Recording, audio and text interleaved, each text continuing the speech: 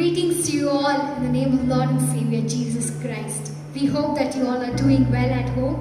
We are praying for you. Let us take this time and worship our living Lord. Our God is good at all times. கர்த்தர் நல்லவர், அவர் கிருபை என்றும் உள்ளது. நாம் சேர்ந்து தேவனை ஆராதிப்போமா? Thank you Jesus.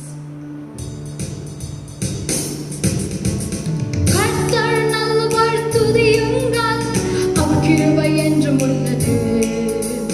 தேவாதி தேவனை துதியுங்கள், அவர் கிருபை என்றும் உள்ளது. கர்த்தாதி கர்த்தரை துதியுங்கள், அவர் கிருபை என்றும் உள்ளது. அற்புதம் செய்பவரை துதியுங்கள், அவர் கிருபை என்றும் உள்ளது.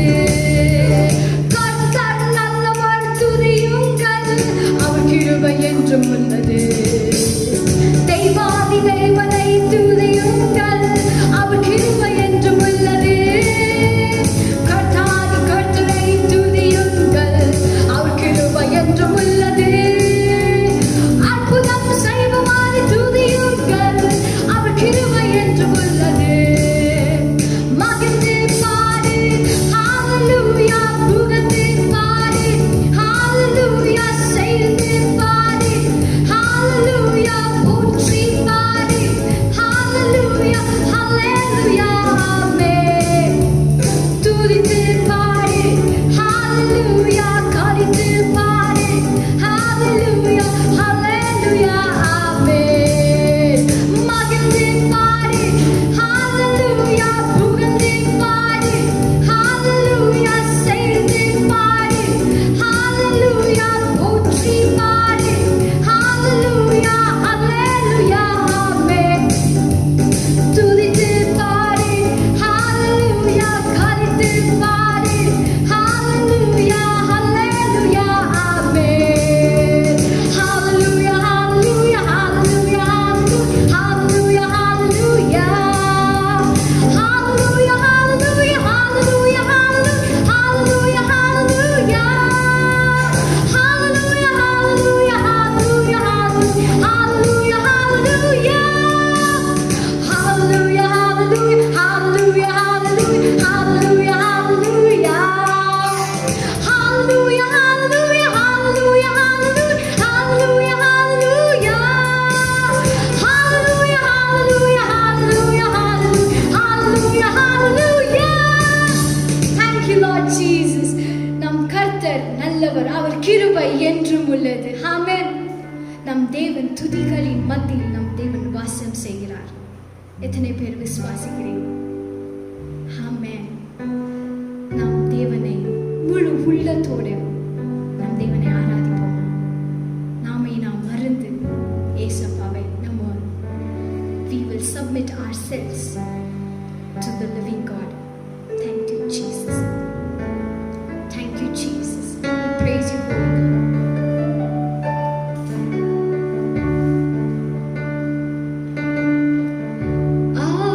ஆத்துமாவே என் முழு உள்ளமே உன் ஆண்டவரை தொழுதேற்று இந்நாள் வரை அன்பு வைக்காதாரே.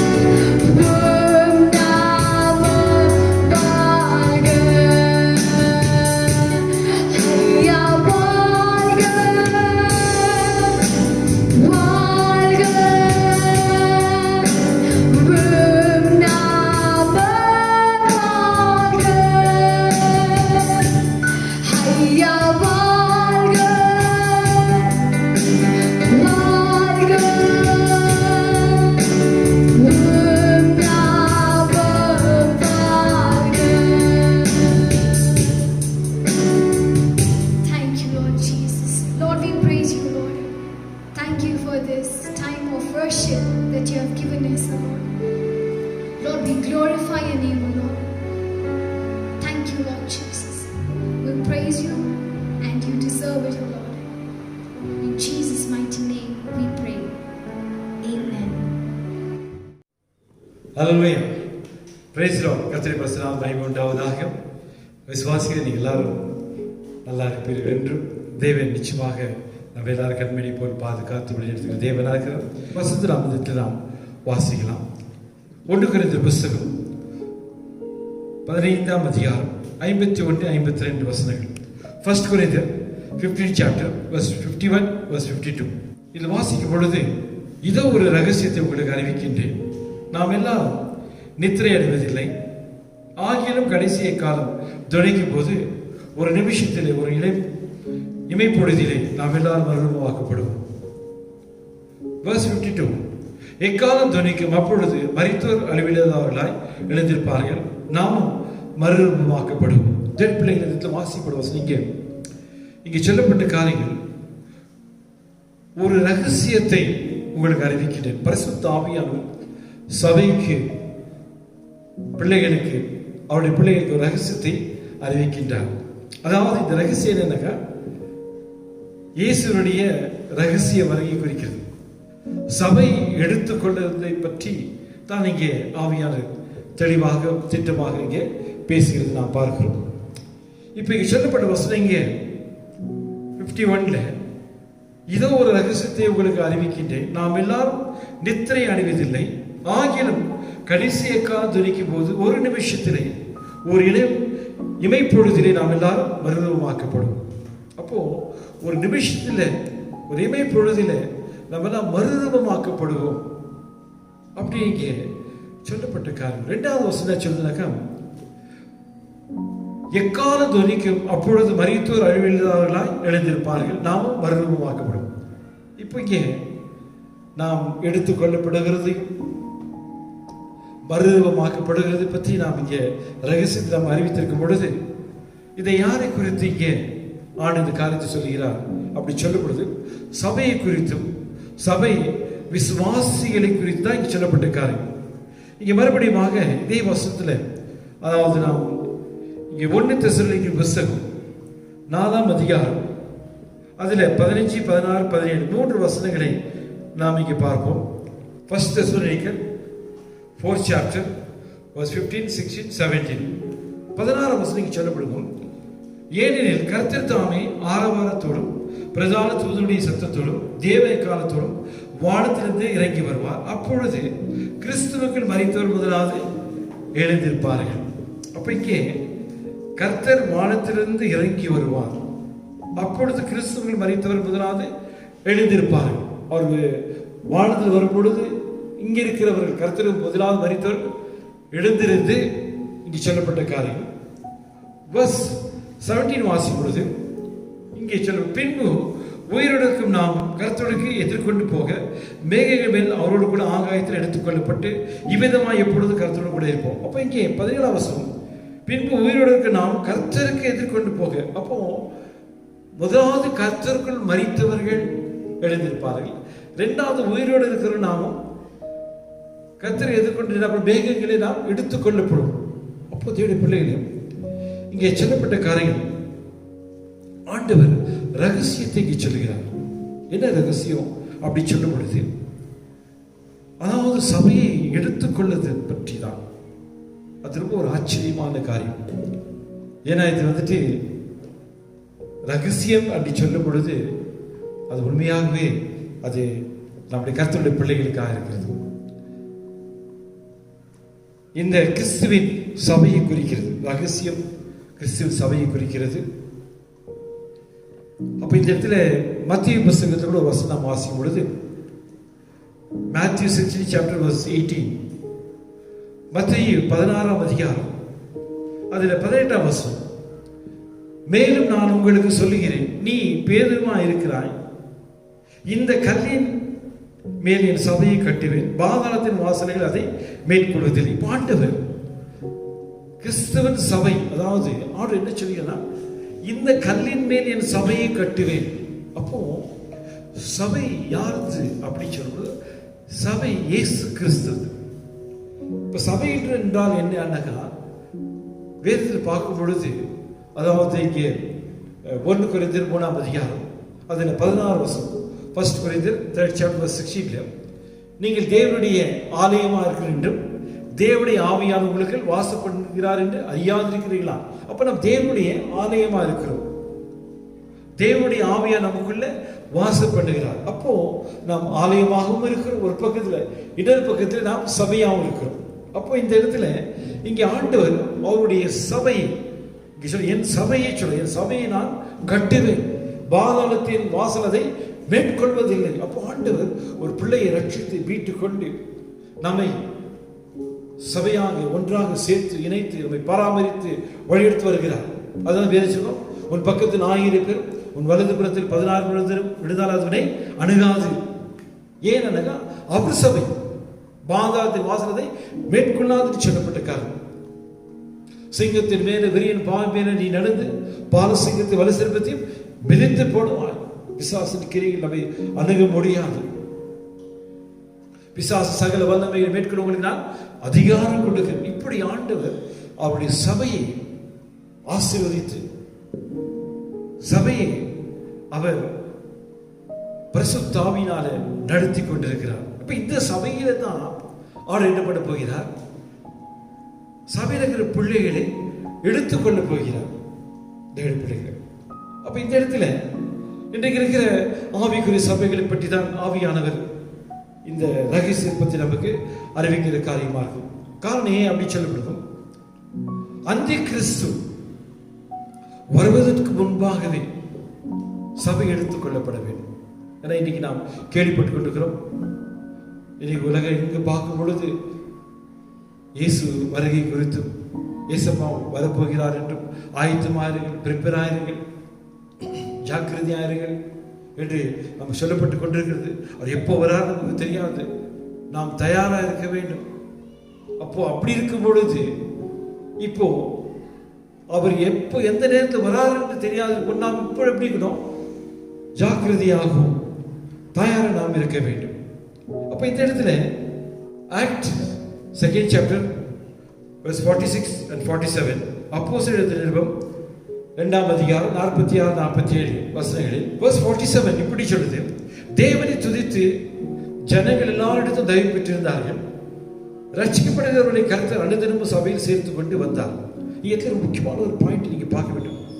ரட்சிக்கப்படுவர்களை கர்த்தர் அனுதினமும் சபையில் சேர்த்து கொண்டு வந்தார். அப்போ இங்கே ஏற்கனவே சொன்னது போல ஆண்டவர் சொன்னார், என் சபையை கட்டுவேன், பாதாளத்தின் வாசல்கள் அதை மேற்கொள்ளாது என்று சொன்னார். அப்ப என்னுடைய அர்த்தம் என்னன்னாக்கா, சபை ஆண்டவருடையது, சபையை ஆவியானவர் எடுத்துக் கொண்டிருக்கிறார். இந்த சபையிலே அநேக ஜனங்களை ரட்சித்து அவருடைய பிள்ளைகளாக மாற்றி சபையில சேர்த்து கொண்டு வருகிறார். இனி உலகம் எங்கு பார்க்கும் பொழுது நிறைய ஆவிக்குரிய சபைகள் உண்டு பிள்ளைகள். இப்ப இந்த சபையிலே, இந்த ஆவிக்குரிய சபையிலே தான் தேவன் என்ன பண்ணுகிறார்? கடைசி காலத்தில், அதாவது அந்தி கிறிஸ்து வந்து உலகத்தில் வந்து இந்த உலகம் முழுவதும் தன் கையிலே வசப்படுத்தி கொண்டு நானே தேவன் என்று தேவனை விரோதமாக எழுப்பி ஜனங்களை வஞ்சித்து, அது மாத்திரம் பயங்கரமான உபத்திரங்களை நடத்தி, இந்த மாதிரி ஒரு பெரிய ஒரு உபத்திரத்துக்குள்ள கர்த்தருடைய பிள்ளைகள் போகாதபடிக்கு, சபை உபத்திரத்துக்குள்ள போகாதபடிக்கு தேவன் ரகசியமாக வந்து சபையில் இருக்கிற விசுவாசிகளாகிய நம்மை அவர் எடுத்துக்கொள்ளும்படியாக வரப்போகிறார்.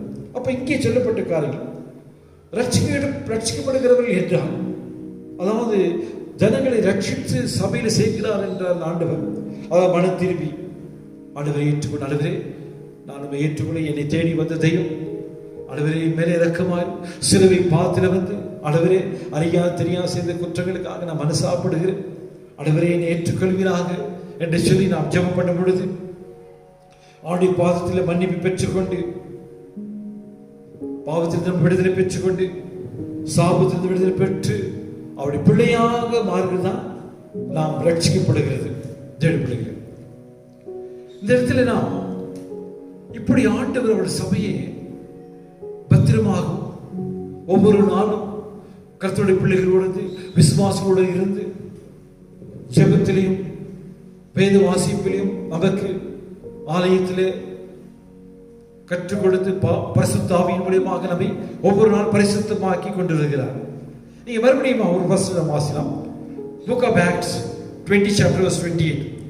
அப்போஸ்தலர் நிருபம் 20ஆம் அதிகாரம் 28ஆம் வசனம். இங்கே சொல்லப்பட்ட வசனம், ரட்சிக்கப்பட்ட நம்மை பற்றி நாம் கிறிஸ்துவின் சபையாக இருக்கிறோம். அதை பற்றி இங்கே தேவன் பேசும் பொழுது, ஆகையால் உங்களை குறித்தும் தேவன் தம்முடைய சுய ரத்தத்தினால சம்பாதித்துக் கொண்ட தம் சபையை தேவனுடைய பிள்ளைகளிடத்தில் நல்ல கவனிக்க வசனம், ஆகையால் உங்களை குறித்து தேவன் தம்முடைய சுய ரத்தத்தினாலே சம்பாதித்துக் கொண்ட தமது சபையை மேய்ப்பதற்கு பரிசுத்த ஆவியானவர் உங்களை கண்காணிகளாக வைத்த மந்தை முழுவதை குறித்து எச்சரிக்கையாயிருங்கள். ஆண்டவர் சபையை எப்படி சம்பாதித்தார், எப்படி சபை அவருடையதாச்சு.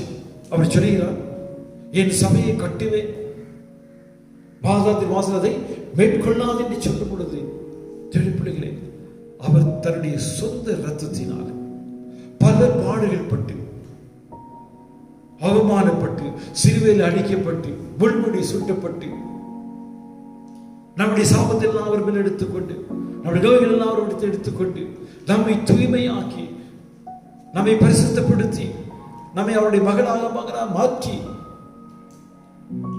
அவர் சொல்கிறார், நான் இந்த சபையை என் ரத்தத்தினால் சம்பாதித்தேன். சபை சொல்லும் பொழுது மறுபடியும் உங்களுக்கு ஞாபகப்படுத்துகிறேன், சபை என்றால் நீங்களும் நான் தான் சபை.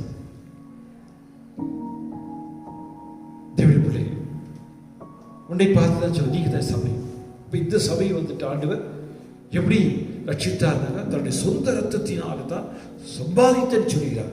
இப்ப அவருடைய சபை, அந்த சபையை இன்றைய வரைக்கும் பரிசுத்த ஆவி என்ன பண்றாரு, கண்மணி போல் பாதுகாத்து, நம்மளோடு பேசி, நம்மளோட இடைப்பட்டு, நமக்கு உணர்த்தி, சில சமயத்தில் கஷ்டங்கள் துன்பங்கள் வரும்பொழுது நம்மளை ஆறுதல் படுத்தி, நம்ம பலப்படுத்தி, அதை வேதம் சொல்லிக்கலாம்.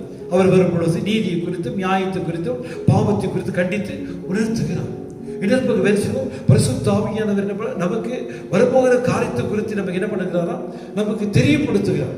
இன்னொரு பக்கத்தில் பரிசுத்த ஆவி நம்மை தேற்றவாளனாய் இருக்கிறார். இப்படி ஆவியானவர் கர்த்தருடைய பிள்ளைகளாகி நம்மை சபை ஒவ்வொரு நாளும் போஷித்து, ஆறுதல் படுத்தி, தேவையை சந்தித்து, பரிசுத்தப்படுத்தி, பக்தி வைராக்கியம் வாழத்தக்கதாக அவர் நம்மை வழியெடுத்துக் கொண்டிருக்கிறார். நாம் எச்சரிக்கையாக இருக்க வேண்டும்.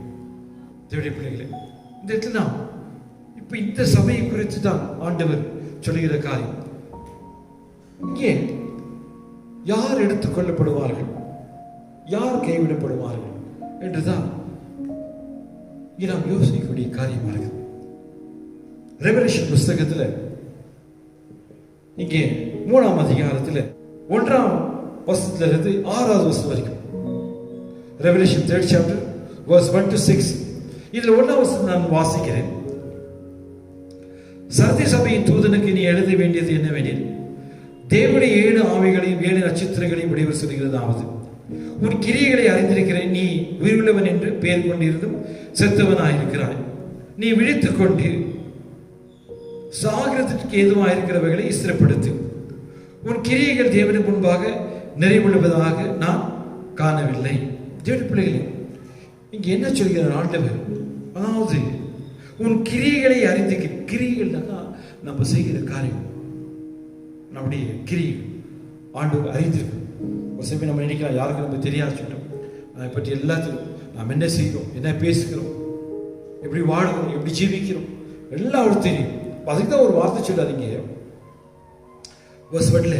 உன் கிரியைகளை அறிந்திருக்கிறேன், நீ உயிர் உள்ளவன் என்று பெயர் கொண்டு எப்படிகிறாய், செத்தவனாய் இருக்கிறாய். அப்போ ஆண்டவர் எதை மீன் பண்றார், என்ன சொல்றாங்க, உயிர் உள்ள நம்ம இருக்கிறோம், ஆனாக்கா நீ செத்தவனாய் இருக்கிறார் என்று எப்படி சொல்லுகிறார்னாக்கா, தேவனுடைய பிள்ளைகளே, உன்னுடைய என்னுடைய ஆத்மா பற்றி பேசுகிறார். உன் ஆத்மா செத்து போயிருக்கிறது. வேதம் சொல்லுது, பாவம் செய்கிற ஆத்மா சாகும். ஆதாம் ஏவாளை ஆண்டவர் உண்டாக்கும் பொழுது தோட்டத்தில் இருக்கிற எல்லா பழங்களையும் நீங்க சாப்பிடலாம், ஆனா ஒரே ஒரு மரம் இருக்குது, அந்த மரத்தின் பழி நீ என்ன பண்ணுங்க, பழத்தை நீ சாப்பிடக்கூடாது, சாப்பிடுற நாட்களில் நீ சாகவே சாமா என்று சொன்னார். தேவ பிள்ளைகளே, நாட்கள் போகும் பொழுது பிசாசினால் வஞ்சிக்கப்பட்டு ஏவாள் அந்த பழத்தை சாப்பிட்டு தன் புருஷனாகிய ஆதாம் கொடுத்து 2 பேரும் சாப்பிட்டார். ஆனா 2 பேரும் சாகவில்லை, உயிரோட தான் இருக்கிறார். அப்ப ஆண்டவர் நினைச்சார், நீ பழத்தை சாப்பிடுற நாட்களில் நீ சாகவே சாமா என்று சொன்னார். ஆனா இவங்க சாகல. தேவ பிள்ளைகளே, இதனுடைய அர்த்தம் என்ன ஆச்சுனாக்கா, உண்மையான காரியம், அவருடைய ஆத்மா செத்து போயிடுச்சு. ஆத்மா செத்து போயிடுச்சு. அது ரொம்ப முக்கியமானது காரியம். இப்ப ஆண்டவர் இங்க என்ன சொல்லுகிறார்? இங்க 8 நீ விழித்துக் கொண்டு சாகரத்துக்கு ஏதுவா இருக்கிறவர்களை ஸ்திரப்படுத்து. நீ என்ன பண்ணிப்போ, விழித்துக் கொண்டு செத்து போயிருக்கிற ஆத்மாவை என்ன பண்ணி மறுபடியுமா உயிர்ப்பிக்கத்தக்கதாக என்ன ஸ்திரப்படுத்து. அதை வசதி சொல்றோம், உன் கிரைகளை தேவனுக்கு முன் நிறைவு உள்ளவையாக காணவில்லை. அப்ப நம்முடைய ஆண்டவர் சொன்னாரு, மகனே மகளே, உன் ஆத்மா செத்து போச்சு, உன்னுடைய கிரியை நீ செய்கிற காரியை தேவனுக்கு முன்பாக என்னுடைய பார்வையில், அதாவது தேவனுடைய பார்வையில் சரியாவே இல்லை, தவறா இருக்குது. சில இடத்துல நாம் தவறி போயிருக்கலாம், தெரிந்து தெரியாத பாவம் செய்திருக்கலாம், ஆர்டர் பிடிக்காத கிரிகள் செய்திருக்கலாம். தேவ பிள்ளைகளை, எவ்வளவு நல்ல ஆண்டவர், நீ நரகத்துக்கு போகக்கூடாது, நீ பாதாளத்துக்கு போகக்கூடாது, நீ அடித்து போகக்கூடாது என்று உனக்கு ஆலோசனை கொடுக்கிறார். உன்னை பார்த்து உனக்கு எச்சரிப்பு கொடுக்கிறார். மகனே, நீ உயிரோட தான் இருக்கிற, நீ ஆனா உன் ஆத்மா செத்து போயிருக்கிறத, அதில் உனக்கு ஒன்றும் பிரோஜனம் கிடையாது. நீ செத்துட்ட பிறகு அந்த ஆத்மா எங்க போகும்? நரகத்துக்கு, பாதாளத்துக்கு போவே. அப்படி ஆகக்கூடாது, நீ மனம் திரும்பு என்று ஆண்டவர் நமக்கு எச்சரிப்பு. ஏன்னாக்கா மனம் திரும்பினால்தான் எடுத்துக்கொள்ளப்படும் பொழுது, எக்கால சத்தம் துணிக்கும் பொழுது நாம் எடுத்துக்கொள்ளப்படுவோம். இல்லைன்னா நாம் கைவிடப்படுவோம். இவ்வளவு கஷ்டப்பட்டு பாடுபட்டு நாம் கைவிடப்பட்ட எவ்வளவு வேதனை, துக்கம். அதனால இங்க வேதனை சொல்லப்படுது. Verse 3, ஆகையால் நீ கேட்டு பெற்றுக்கொண்ட வகையை நினைவு கூர்ந்து அதை கை கொண்டு மன திரும்பு. நீ விழித்திராவிட்டால் திருடனை போல் உன்மேல் வருவேன், நான் உன்மேல் வரும் வேலையை அறியாதிருப்பாய். பாட்டு என்னன்றதுக்கா, ஆகையால் நீ கேட்டு பெற்றுக்கொண்டவை நினைவு கூறு. என்ன அர்த்தம்? தேவன் உன்னோடு பேசிக் கொண்டிருக்கிறார். ஊழியக்கார முன்பாக, பாடல்கள் மூலியமாக, தேவனுடைய பாடல்கள் மூலியமாக நீ பைபிள் வாசிக்கும் பொழுது ஆண்டவர் உன்னோடு பேசிக் கொண்டிருக்கிறார். நீ ஜெபம் பண்ணும் பொழுது ஆண்டவர் பேசுகிறார். பரிசுத்தம் உள்ளத்திலிருந்து உன்னோடு பேசுகிறார். மகனே, இந்த தவறு செய்யாது, மகளே, இந்த தவறு செய்யாது, இது ஆண்டவருக்கு பிடிக்காது. ஆண்டவர் உன்னை என்னை எச்சரிக்கிறார். ஜெடுப்பிள்ளைகளே, வாழ்க்கை ஒன்று தான். 60-70 வயசுல துலத்துக்கு நாம் பிரிய போக போறோம்.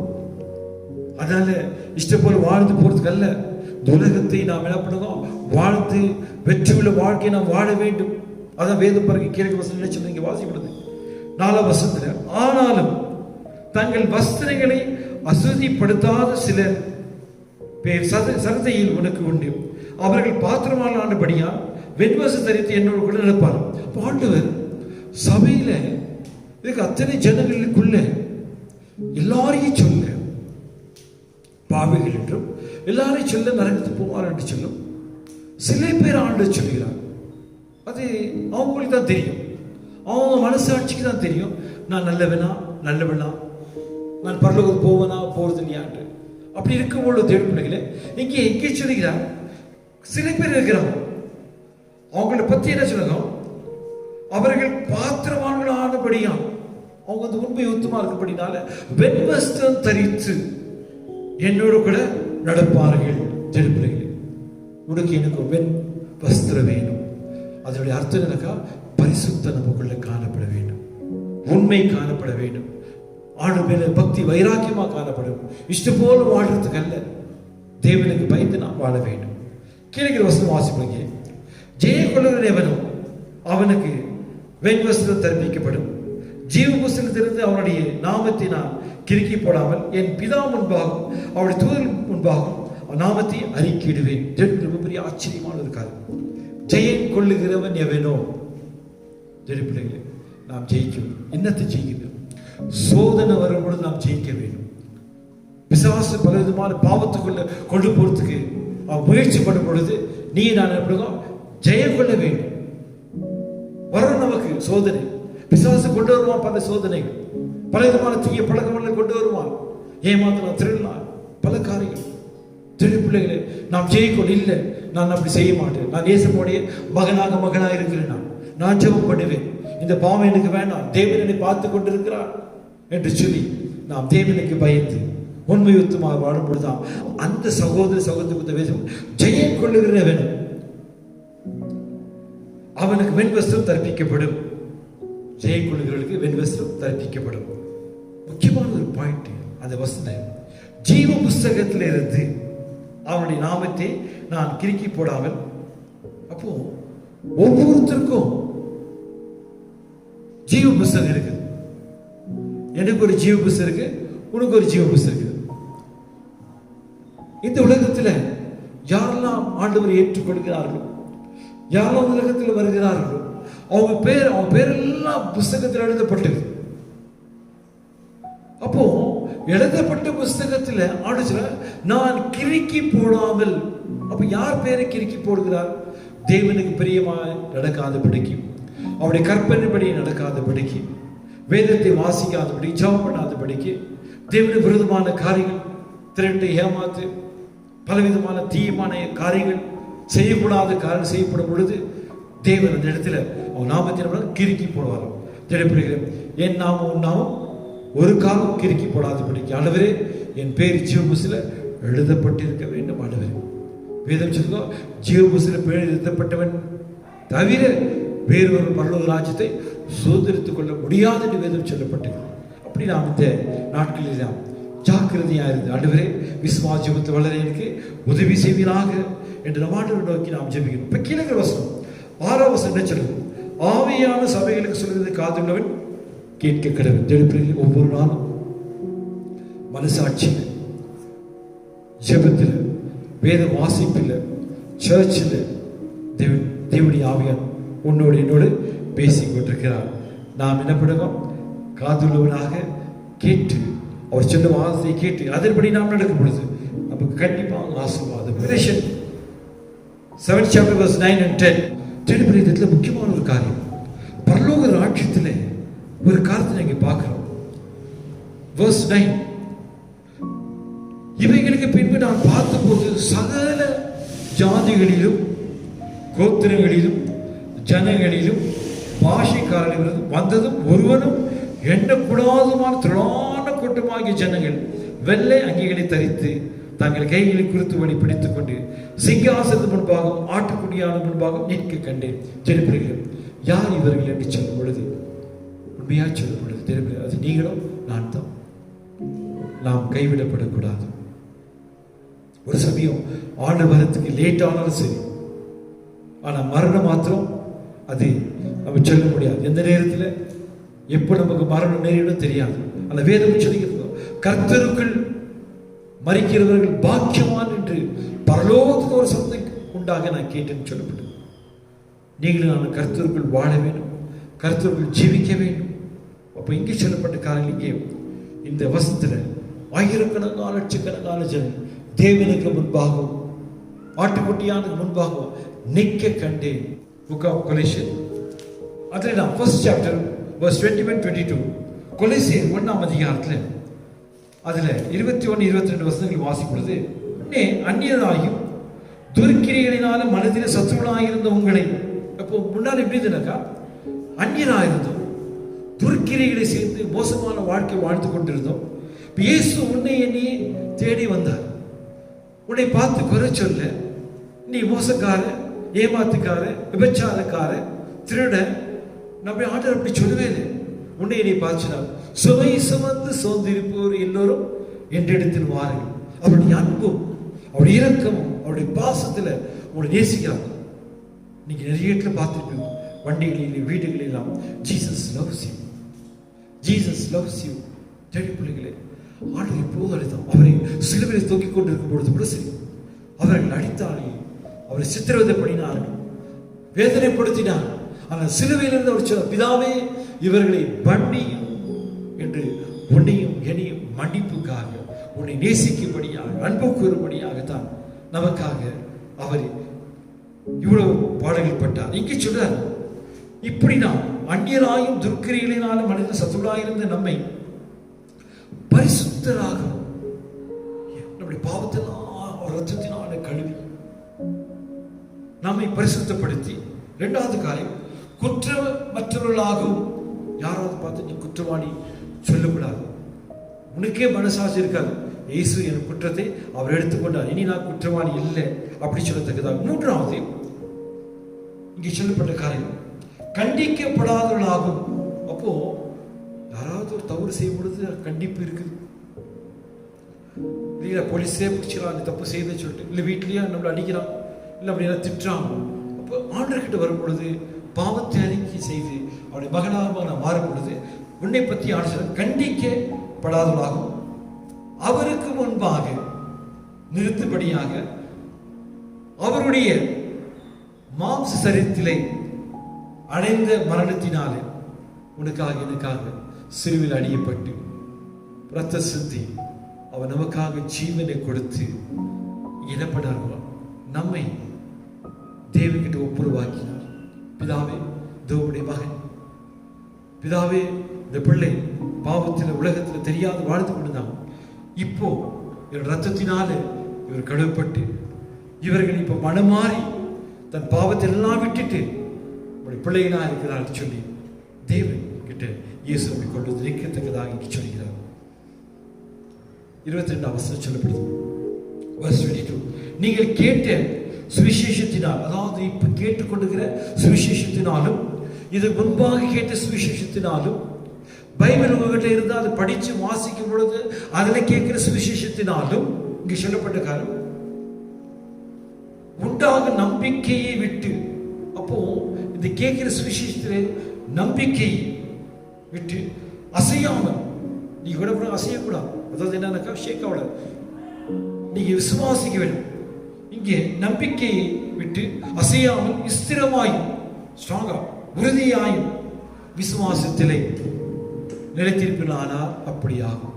விசுவாசிக்க ஆண்டவரே, நான் விசுவாசிக்கிறேன் ஆண்டவரே, எனக்கு இந்த இயேசு வேணும், எனக்கு இந்த இயேசு வேணும், என் பாவங்கள் மன்னிக்கப்படும், நான் குற்றமுள்ள மனசாட்சியுடன் வாழக்கூடாது, நான் கெட்டவனாக வாழக்கூடாது, கெட்ட மகனாக இருக்கக்கூடாது, இயேசுப்பா பிள்ளையா நான் இருக்க வேண்டும் என்று சொல்லி ஜெடு பிள்ளைகளே அவனுடைய வார்த்தை கேட்டு இயேசுப்பா கிட்ட போய் மனம் கசந்து அழுது, ஆண்டவரே பாவியாக என் மேலே இரக்கமாயிரும்.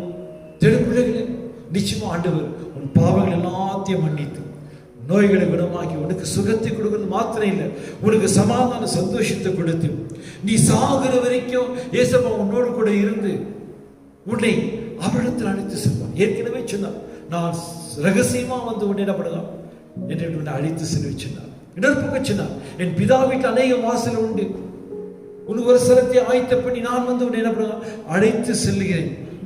யார் கைவிட்டாலும் இயேசு உன்னை கைவிடவே மாட்டார். அதனால் தான் ஆவியானவர் சபையில் சொல்வது காது உள்ளவன் கேட்க கடவுள் என்று சொல்லப்படுது.